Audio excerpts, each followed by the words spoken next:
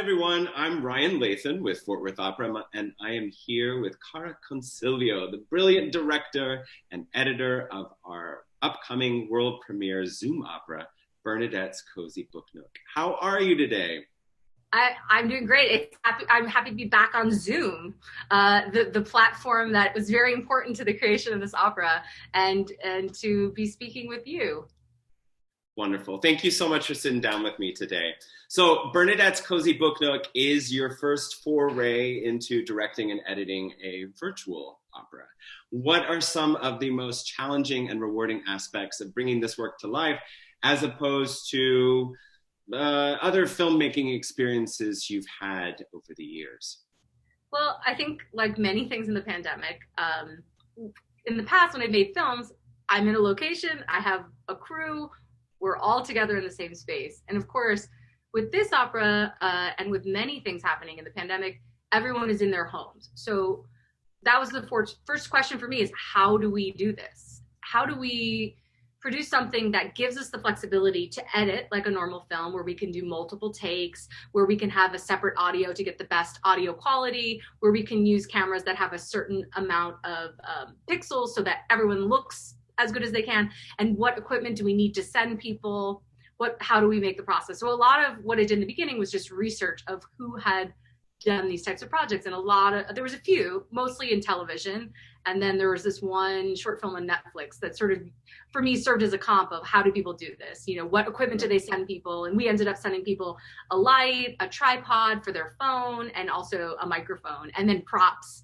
because of course you're dealing with, you don't have a set, but what can you put behind people in their homes to sort of indicate the character? So, then it's going online and thinking, okay, I need flowers for Donnie because he talks about his wife's garden and how he's been growing roses. And that's a really important moment in the film. Or you talk about Eleanor, she mentions the One Direction poster on her wall in her childhood bedroom. So how do we make her bedroom look like a childhood bedroom? And we got to get that One Direction poster. So a lot of that was in pre-production, planning for those things, making sure that the first day that we shot, we knew what they were wearing, we knew what their set was, we knew that they had all the equipment they needed. You know, if someone was really different from their peers and Andy had moved them, but 90% of it, they're in perfect sync, and then it's just this one place, then I could cut that section and speed it up by like 105%. Or slow it down by like 92%. And then I just watch a lot of it is like, even the very last cut, I'd be like, oh, I need to move that one frame. Like it's one frame, it's just slightly off. And so a lot of the times like going through, because for every single thing, like there was no, like sometimes when you record on a set, you're recording the audio separately, but there's like a thing where you can sync it. It's really easy. There's like software device. With this, the audio was completely separate. So every take that we used, like Andy and I had a master takes tracking, and we went through a long process of picking the takes that we both agreed on. And that's, of course, is a negotiation of like performance versus vocals, Right. Acting performance versus musical performance, and finding a compromise. And then we had, okay, we're going to use like take 3 from 10:28 for this section for Donnie. Then the next section is like take 2 from 10:17. And so we have a master sheet. And then when I'm editing, we're both using the same takes. So that was a whole process, which normally in a film process, like as the director, editor, I would just put in whatever I wanted, and then they would do a sound mix at the end. This, we were prioritizing sound and video equally in that sense. Because it's an opera, so it needs to sound good, and we need to have the best vocal takes, and trying to figure that balance out is tricky. But sometimes there's little things and little cheats, and that the editing process was full of that. And then for every take, it's like, okay, I have to then sync the audio. First I sync the click track, then I sync the audio, then I take the scene out, put it in a master track to sync everyone together. And then there's still some little things there. So, and then of course, then you have to make it look like Zoom. So I had like recorded Zoom calls that had like 2, 3, 4, 5, and then made a graphic that was an overlay. So then I would size to the overlay to make it look like Zoom. And I tried, like there was a process where I tried like what it would look like if I put in the mute button, what it would look like if I had the yellow highlighter, but it moved so fast back and forth.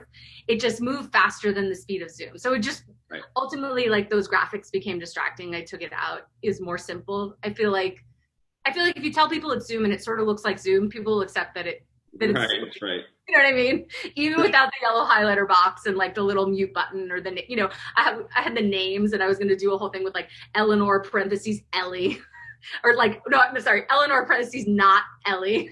Not. So like fun things like that. But ultimately it's like the balance of, I don't want people to be so distracted. Like there was a while where it was like, do I do a fun chat thing where it's just Eleanor chatting but no one else knows That would have been great.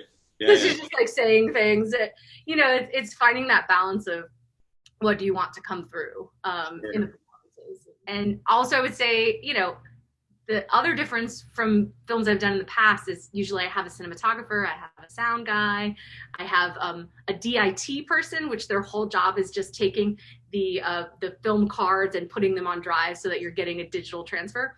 And in this process, the cast and our stage manager, Danielle, became our film crew. So everyone is filming themselves. Everyone is uploading their footage. Everyone is adjusting their lights, and we're working together on Zoom to make sure that everyone is doing the checklist. I had a shooting day checklist every day, and Danielle, our stage manager, would go through, okay, make sure you've done this. Have you done this? Have you done this? Does your hair look the same? And is the object still in where it was yesterday? Yeah. Exactly. Like, oh, you've got a little cowlick there, let's go get you some hair stuff and adjust your hair so that, shooting over 3 weeks can look like the same hour when it's edited together. So gotcha. It was a really interesting and fascinating process. And I'm just so thrilled by the willingness of the singers, not only to do what they normally do, which is be brilliant performers, but also to be a film crew and to jump on board with learning the technology and learning the process and troubleshooting when we can't get videos to upload and all of that. And just the graciousness that everyone had through that process, the patience was amazing. What do you hope audiences and opera lovers everywhere will take away from watching this timely new work? Well, first of all, I think it's amazing that Fort Worth commissioned this opera. I think it's really special to have artists like Joe and Mark write something that speaks to exactly what we're living through. So what is unique about this opera is people will see themselves in it. We're all sick of being on Zoom all the time, of our activities, of our happy hour Zooms, of our karaoke Zooms, of our work Zooms. Everything's on Zoom. Totally.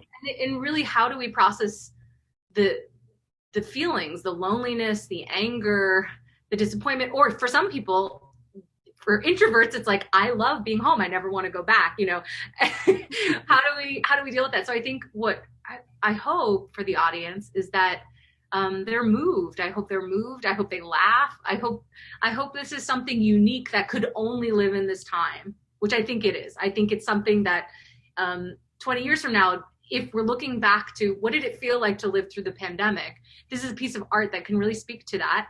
And it's a piece of art that does it through humor.